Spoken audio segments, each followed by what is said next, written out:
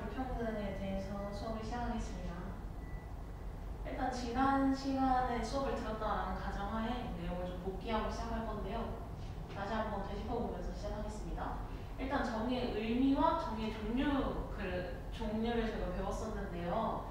정의가 뭔지 기억이 나시나요? 정의를 일반적으로 저희는 사회적 대우나 보상, 처벌 등에 있어서 마땅히 받을 공정하게 받는 것. 사회정의는 일반적으로 정의라고 불렀습니다. 이것은 사회에서 갈등을 조정하고 인간다운 삶을 살 수 있도록 모든 사회 구성원들이 인간다운 삶을 살 수 있도록 할 때 꼭 필요한 것이라고 했었는데요. 정의는 분배적 정의에서 능력, 업적 필요에 따라서 먼저 저희가 나눠봤죠. 능력은 그 사람이 갖고 있는 잠재적인 가치, 그런 재능에 대해서 분배하는 것이었고, 업적은 그 사람이 이미 이룬 성취, 내가 성적을 100점을 받았으면 그것에 대해서 제가 보상을 얻는 식으로 업적에 따라서 나누기도 했고, 아니면 필요에 따라서 제가 돈이 없을 때, 제가 무언가 이제 사회적인 서비스가 필요할 때 저게 우선적으로 분배되는 그런 식으로 필요에 따라 분배되기도 했습니다. 그리고 교정적 정의에서는요, 위에서는 저희가 몫을 공정히 갖는 것이라고 했는데, 혹시 뭐 필요해?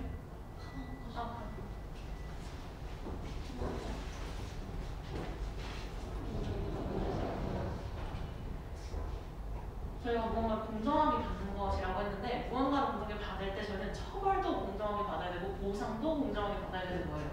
그래서 보상을 공정하게 받을 때 분배적 정의를 사용하고, 처벌을 공정하게 받을 때 교정적 정의를 사용합니다. 이때 응보적 정의를 주장한 대표적인 학자가 바로 칸트이고요. 응보적 정의에서는 내가 준 대로 죄를 주고 말로 받는다. 내가 눈이면 눈, 이는 이 해가지고 내가 죄를 지은 만큼 그 죄값을 받아야 된다. 그 처벌에 대한 대응으로서만 이제 교정이 이루어져야 한다라고 주장했던 거고요. 베키리아는 예방적인 성격의 교정적 정의를 주장했습니다. 베키리아는 처벌이 우리 사회에서 이득이 될 수 있도록 그 범죄자들이 우리나라의 노동력으로 기여를 하거나 아니면 벌금을 내므로써 저희 사회에 기여할 수 있도록 그런 부분들을 교정하는 것이, 그런 것들을 교정하고 예방하는 것이 더 중요하지 않겠느냐라고 주장한 사상가입니다. 자, 오늘의 목표예요. 오늘의 목표는 두 가지 정의관 저희가 이따가 배워볼 건데요. 자유주의적 정의관과 공동체주의적 정의관입니다. 그 두 가지를 바탕으로 사상가들의 정의를 구분하고 구체적인 사례에 한번 적용해 볼 건데요. 이런 활동들로 저희는 개인과 공동체의 관계를 기준으로 다양한 정의관을 비교하여 이해하고 구체적인 사례에 적용하여 설명할 수 있는 그런 능력을 갖추는 것을 한번 목표로 해볼 겁니다. 일단 생각력을 저희 코로나19로 한동안 이제 마스크도 쓰고 5인 이상 집합 금지부터 해서 막 3명도 모이면 안 되고 막 굉장히 다양한 제재들이 이루어졌었잖아요. 이것에 대해서 한국에서는 굉장히 까다롭게 규제가 됐다. 그래서 방역이 굉장히 잘 됐다라고 하지만 미국 등 다른 해외 국가들에서는 개인의 권리를 위해서 이런 제재들이 너무 불필요하게, 너무 과하게 그런 자유를 침해하지 않느냐, 이건 정의롭지 않은 그런 제재다라는 의견들이 나왔었는데요. 이런 부분에서 여러분은 어떻게 생각하시나요? 네. 근데 안타깝게도 앞에 학생분들이 없으시기 때문에 한번 이것에 대해서 정의관에 따라서 비교해보려고 합니다. 만약에 마스크를 쓰는 것, 이런 것들이 개인의 자유를 침해한다 라고 생각했다는 건 개인의 자유와 권리를 보장해야 된다는 의견이겠죠. 그런데 우리는 공동체를 위해서 이 감염병의 확산을 막기 위해서 어느 정도 개인의 자유를 통제할 필요가 있다 라고 하면 그건 공동체의 가치 실현을 주장하는 정의관일 것입니다. 그렇게 봤을 때 저희는 정의관을 두 가지로 구분해 볼 건데요. 자유주의적 정의관과 공동체주의적 정의관입니다. 자유주의적 정의관 먼저 살펴보겠습니다. 자유주의적 정의관, 이름에서부터 느껴지죠. 개인의 자유가 무엇보다 중요하다라는 그런 생각이 기본이 된다면, 그게 바탕이 된다면 그것은 자유주의적 정의관으로 봅니다.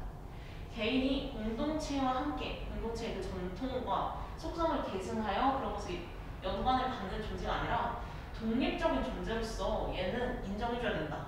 이 친구의 권리를 보장해야 된다 라고 주장하는 것이고요. 사익, 개인선이라고 어렵게 표현할 수도 있는데요. 나의 이익, 그 개인 사람마다의 이익을 중요시하는 그런 것들이 실현하는 것을 정의라고 봅니다. 자, 이제 공동체주의적 설명 보겠습니다. 공동체주의적 이 친구도 이미 직관적이에요. 공동체와 의무, 공동체에서 받는 그 의무를 정의와 연관지어서 하는 겁니다. 개인이 절대 독립적인 존재가 될 수 없다. 우리는 공동체 속에서 소속감과 정체성, 그 전통을 계승하는 그런 존재로서 우리는 이런 공동체의 의무를 가지고 어렵게 말하면 공동성, 우리 모두의 행복, 우리 모두의 가치, 그것을 실현하는 것이 정의다라고 보는 정의입니다. 이 글씨가 좀 작을 수는 있는데 한번 살펴볼게요. 4명의 학자들이 있습니다. 제가 이렇게 무채색으로 해놓은 이유는 이따 뭔가 활동을 해야 되기 때문에 일단 맥킨타이어라는 학자부터 살펴볼 텐데요. 맥킨타이어는 개인은 공동체의 역사와 전통 속에서 형성된다. 따라서 개인은 공동체의 도덕을 바탕으로 가치관을 형성해야 한다. 이게 무슨 말이냐? 사실 말이 좀 어렵게 써졌죠. 개인은 공동체의 역사와 전통 속에서 형성이 돼요. 그러면 개인은 독립적인 존재를 보는 거예요? 아니면 공동체 속에 묶여있는 그런 흐름을 계승하는 존재를 본 거예요? 흐름을 계승하는 존재를 보는 거죠. 그런 부분에서 개인은 공동체의 도덕을 바탕으로 가치관을 형성해야 하고 형성될 수밖에 없다 라는 의미를 가지고 있다고 보시면 됩니다. 그리고 롤스는 정의를 공정성의 문제로 봤습니다. 원초적인 입장, 원초적인 입장 저희가 사실 중학교 때 도덕 시간에 했던 거거든요. 무지의 매일, 내가 누군지, 네가 누군지 그 아무것도 모르고 나는 그냥 생명체다, 나는 그냥 무언가다 라는 그런 원초적인 입장, 아무런 조건도 주어지지 않는 입장에서 하면 정의의 원칙에 따라서 무언가 실행해야지만 그때 비로소 정의가 실현된다 라고 보는 친구고요. 이제 노직은 소유에 관한 문제를 봤어요. 개인의 소유권을 최대한 보장할 때 정의는 실현된다. 이게 무슨 말이냐? 내 소유권을 남을 위해서 베풀거나 하는 거 다 내 소유권, 내 거니까 내가 알아서 주고 싶을 때 주고, 이런 식으로 개인의 그런 소유권을 굉장히 중요하게 보는 그런 사상가인 거죠. 샌넬은 시민의 적극적인 정치 참여를 활발한 토론으로, 그러니까 우리가 서로 소통하면서 우리가 소통해서 만들어지는 그런 공동선을, 우리가 소통해서 딱 목표를 잡은 그 공동선을 실현하는 게 가장 중요하다라는 concept입니다. 그런 부분에서 봤을 때, 자 이제 저희는 한번 활동을 해봐야겠죠. 직접 생각해 볼 필요가 있을 것 같아서 이런 활동을 준비해봤는데요. 어떤 정의관과 연결될까? 어떤 사상가가 어떤 정의관과 연결되는 사상가일까? 한번 다시 살펴보겠습니다. 이제 이 글을 한번 직접 읽어보시고 제가 아까 짧게 한번 좀 힌트를 드리는 식으로 설명을 해드렸지만 한번 생각해 보시고 딱 어떤 사람이 딱 이 정의관인 것 같다 하고 정해주시면 됩니다. 네, 근데 안타깝게도 이것도 앞에 학생분들이 없기 때문에 다 정하셨나요? 네, 그럼 정답을 보겠습니다. 자, 이런 식으로 맥킨타이어와 샌델은 공동체주의적 가치관, 공동체주의적 정의관을 가진 학자들이 있습니다. 그리고 롤스와 노직은 자연스럽게 자유주의적 정의관을 따르는 학자들이 되겠는데요. 자, 여기 맥킨타이어에서 한번 저희가 왜 얘는 공동체주의적 정의관이냐 하는 거에 대한 키워드, 공동체의 역사와 전통 속에서 형성되는 게 개인이다. 개인과 공동체는 떠받들여 놓을 수 없다. 독립된 존재가 아니다. 얘는 이 흐름 속에서 이어지는 그런 공동체의 하나의 요소인 거죠. 그런 부분에서 개인은 공동선을 추구해야 한다.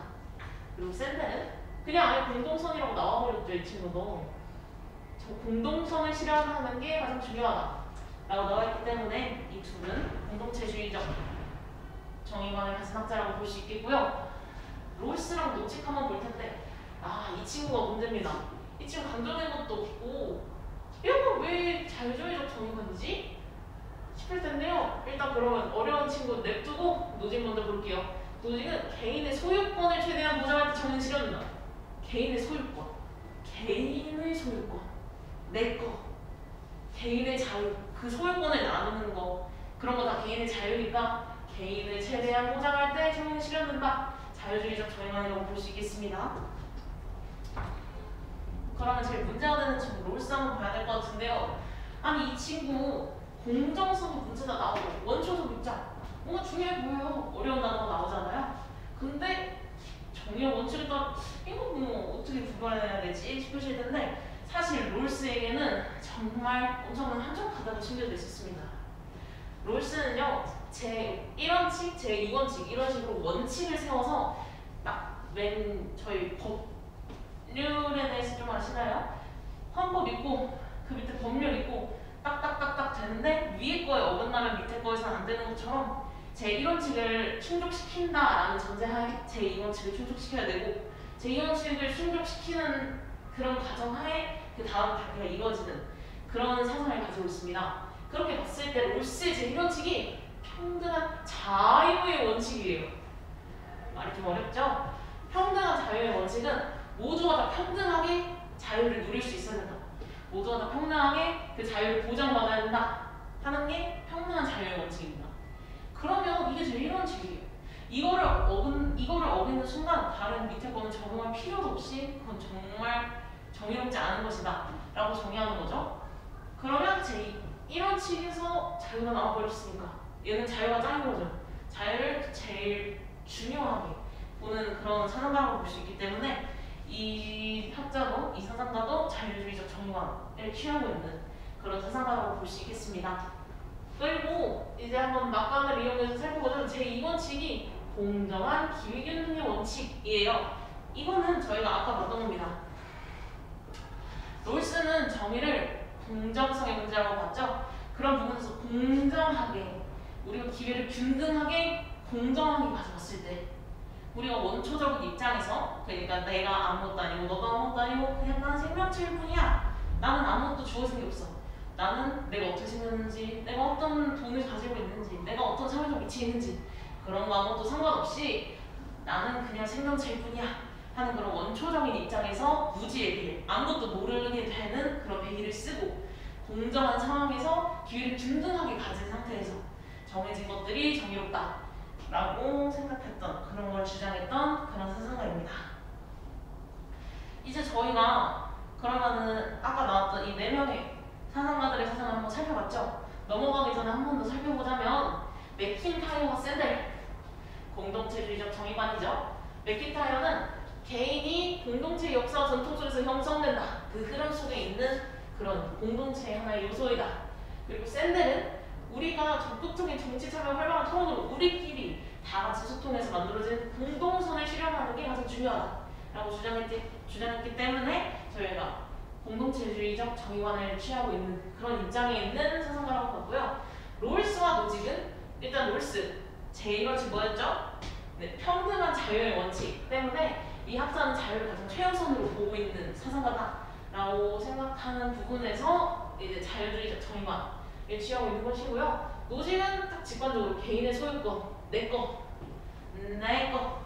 정말 중요하다라고 주장했기 때문에 자유주의적 사상, 자유주의적 정의관을 취하고 있는 사상가라고 할 수 있겠습니다.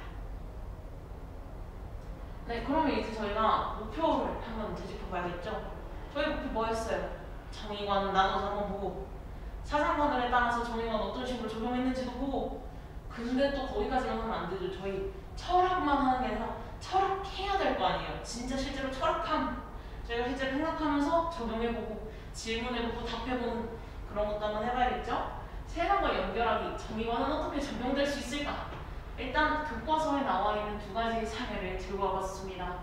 초과 이윤세와 도둑맞은 세대. 한번 초과 이윤세부터 영상 한번 먼저 볼게요. 이번 전쟁 발발 이후 기름값이 가파르게 오르고 있습니다. 미국과 유럽에서는 전쟁 여파로 반사 이익을 본 기업들에게 초과 이윤세, 이른바 횡재세라 불리는 세금을 부담시키자는 논의가 한창입니다. 더 그만큼 세금을 더 내라는 주장이 언뜻 합리적으로 들리지만 반대도 만만치 않습니다. 김지석 기자입니다. 국제유가가 연일 하늘 높은 줄 모르고 치솟는 가운데 미국의 휘발유 가격은 사상 처음 1갤런당 $5를 넘어섰습니다. 조 바이든 대통령이 비축유 방출까지 지시하며 물가 잡기에 나섰지만 백약이 무효인 상황. 여기까지만 한번 볼게요. 저 뉴스의 내용이 뭐였죠? 기억이 안 나실 수도 있으니까, 그리고 앞에 학생분들이 없기 때문에 제가 한번 요약을 해서 보자면 횡재세라고도 불리는 이 초과 이윤세, 평소에 어떤 거를 초과해서 내가 평소에 받아들이는 그런 인컴 내 수익을 초과해서 더 많은 이익을 내가 얻었을 때 그런 거에 대해서 개인의 삶의 질과 기업의 이윤을 맞춰주기 위해서 적용되는 그런 법인데요. 왜 이렇게 어느 개인이나 기업이 돈을 많이 받았는데 그걸 왜 다시 새 돈으로 내야 되냐 라고 생각하실 수도 있겠지만 저희 기름값이 올랐다라는 게 지금 이 뉴스에서는 상황으로 나와 있습니다. 기름값이 오르면 저희 시민들 뭐 해야 됩니까? 차 타고 출퇴근해야 되죠. 저희 기름을 하는 거 굉장히 많잖아요. 근데 그런 것들에서 지금 기름의 유가가 올랐기 때문에 시민들의 삶의 질이 떨어질 수밖에 없죠. 저희는 그런 거에 대해서 다른 마트에서 하는 거, 옷으로 들어가는 그런 석유값 다 오르는 겁니다. 물가가 올라가요. 그러면 저희는 삶의 질이 떨어지겠죠. 삶이 팍팍해지겠죠. 근데 또 기업은 그런 곳에서 특히 이런 기름을 다루는 기업들은 더 많은 이익을 얻게 되겠죠. 더 많은 이윤을 취할 수 있게 되겠죠. 그러면 그런 부분에서 저희는 이게 공동선을 해친다. 우리가 모두 인간다운 삶을 살 수 있는 우리가 그런 권리를 가지고 있는데 우리 그게 공동선인데 지금 그걸 이 개인에서 이 사익에 의해 이건 침해당하고 있는 거지 라는 거죠. 사실 좀 거창하게 가긴 했지만 그냥 부의 재분배 그러니까 돈을 다시 걷어들이고 힘든 사람들, 돈 많은 사람들 살짝 걷어서 돈 없는 사람들한테 조금 나눠주는 그런 법률이라고 볼 수 있습니다. 일단 얘를 자유주의적 정의와 공동체주의적 정의관으로 봤을 때 어떻게 볼까요? 제가 이미 말을 다 해버렸어요. 자유주의적 정의관에서 봤을 때는 거부하겠죠. 이거 정의롭지 않다라고 하겠죠. 왜일까요? 맞습니다. 네, 대답은 안 들렸지만 맞습니다. 일단 노직에게 물어보면 노직이 뭐라고 할까요? 노직 선생님 뭐라고 하실까요? 개인의 소유권을 왜 침해하느냐 하시겠죠. 내가 내 일 해가지고 내가 진짜 내 고생해서 번 이 돈을 내가 왜 돈을 그때 많이 벌었다는 이유로 내가 왜 세금을 내야 되느냐 라는 거겠죠. 내가 그거에 대해 법적으로 제재를 받아야 되느냐 할 것이고 롤스도 어느 정도 부분적인 동의는 하겠지만 그래도 아무래도 자유주의적 정의관에서 롤스는 좀 특이한 케이스다 보니까 그래도 근데 이거는 개인의 자유를 침해하는 거니까 저희 솔직히 평소에 나는 돈 계속 벌고 있었어. 어느 날 갑자기 부자가 내가 완전 횡재를 했어. 사회적 이슈 때문에 내가 돈을 특별히 잘 벌었어. 기분이 너무 좋았어. 근데 갑자기 국가에서 너 돈 많이 벌었으니까 더 많이 내 하면 기분이 나쁘겠죠. 이건 사실 자유 침해라고 본인은 느끼게 되겠죠. 그런 부분에서 자유주의적 정의관에서 본다면 이 법률은 정의롭지 않은 법률이 될 수 있고요. 공동체주의적 정의관에서도 한번 볼까요? 공동체주의적 정의관에서 보면 이건 이미 공동선을 해치고 있는 거예요. 우리 모두의 이 삶의 질을 위해서 이런 사익이 우리의 공동선에까지 미치지 못하기 때문에 어느 정도의 자유를 침해하는 것은 허용해야 한다.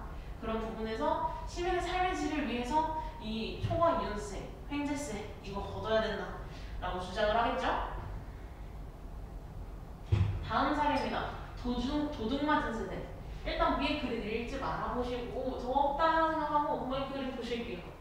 아이들이 되게 진지하고 막 불행해 보이는 엄청 하고 있는 표정으로 지금 저희를 바라보고 있어요. 왜 저러고 있을까요? 근데 그것까지 맞추기 좀 힘드실 테니까 한번 여기서부터 살펴보겠습니다. 오스트레일리아 정부에서는 1905년부터 1970년까지 원주민의 아이들을 부모로부터 격리시켜서 부모가 아이를 낳았을 때 그 아이들을 데려와서 집단 교육시설에 강제 수용하거나 백인 가정에서 양육하는 등 동화 정책을 보였다라고 돼 있어요. 한번 천천히 좀 쉽게 한번 살펴볼까요? 일단 원주민이 있다라는 것에서는 저희 딱 느껴지시죠? 이거 제국주의적인 관점에서 강대 제국들이 딱 다른 나라 가가지고 거기 있는 원주민들을 동화시키려고 했구나 라는 걸 알 수 있죠. 그러면 그 뒤에 나오는 부모로부터 격리해서 집단교육시설에 근데 집단교육시설이면 좋은 거 아닐까요? 싶겠지만 이 집단교육시설이 진짜 실제로 그런 저희 초등학교처럼 교육을 해주는 시설이라기보다는 아이들을 제대로 대우해주지 않고 학대를 하거나 아니면 이제 무언가 부당하게 차별을 하는 그런 시설들이 대부분이었기 때문에 여기에 강제 수용이라고 표현될 만큼 좀 잔혹하고 그닥 좋은 시설이 아니었다라는 것 정도는 느껴지는 그런 부분이겠죠. 교육시설에 강제 수용하거나 백인 가정에서 양육하는 등 이것도 앞에 거랑 비슷한 맥락이겠죠. 백인 가정에서 이 아이들을 데려온다고 하는데 실제 자신의 자녀들과 동일하게 대우해주고 교육시켜주고 그러진 않았겠죠. 그런 부분에서 이 세대를 도둑맞은 세대라고 부릅니다. 원주민들의 아이들이 백인 가정에 도둑맞은 이런 백인 지도층들, 이런 권력층에 도둑맞았다. 그래서 도둑맞은 세대라고 불리는 부분인데요. 이것이 왜 정의관에서 먼저 이게 왜 사례가 나왔냐 하는 거라면 저희 역사적인 문제에 관해서 굉장히 예민하잖아요. 이 나라들끼리 감정이 좀 그런 부분에서 이 친구도 하나의 문제가 되고 있는 겁니다. 이 도둑맞은 세대에게 현 세대에서 나서가지고 사과를 하는 것이 맞냐? 이거 뭐 어떻게 근데 지금 와서 사과를 하기에는 이미 과거의 일이다. 이거 우리가 한 것도 아닌데 왜 우리가 보상해주고 사과해주고 책임져줘야 되냐 하는 그런 입장과 그래도 우리 선조들이 그런 건데 얘네가 과거에 입었던 그런 피해 지금이라도 조금이라도 보상해줘야 되지 않을까? 하는 그런 입장. 두 가지 입장이 대립하고 있는데요. 자유주의적 입장에서는 이 도둑맞은 세대 사과하는 건 저희 공동체랑 개인을 자유주의적 정의관에서는 어떻게 봤죠? 분리된 독립된 하나의 개인과 공동체로 봤었죠. 그런 부분에서 이거는 나도 그냥 공동체에서 독립된 하나의 개인일 뿐인데 내가 왜 우리 선조들 내가 한 게 아니라 내 선조들이 했던 짓을 내가 왜 책임지고 보상해주고 사과해야 되냐 라는 그런 입장을 취하고 있는 겁니다. 그럼 공동체주의적 입장에서는 우리는 그 공동체의 역사와 흐름 그들에게 영향을 받은 그런 공동체의 후손으로서 나는 그 내 윗사람들이 했던 일에 대한 책임을 지고 사과할 필요가 있다 라고 생각을 하는 거겠죠? 그런 부분에서 이 도둑맞은 세대라는 사례도 이런 자유주의적 정의관과 공동체주의적 정의관을 좀 다시 한번 볼 수 있는 그런 사례로 볼 수 있겠습니다. 사실 오늘 준비한 수업이 여기까지인데요. 제가 원래 계획했던 시간보다는 조금 짧게 나왔지만 이거는 아무래도 실제 학생분들이 없다 보니 이런 활동들을 할 때 시간을 드릴 기회가 없기 때문에 그랬던 것 같아요.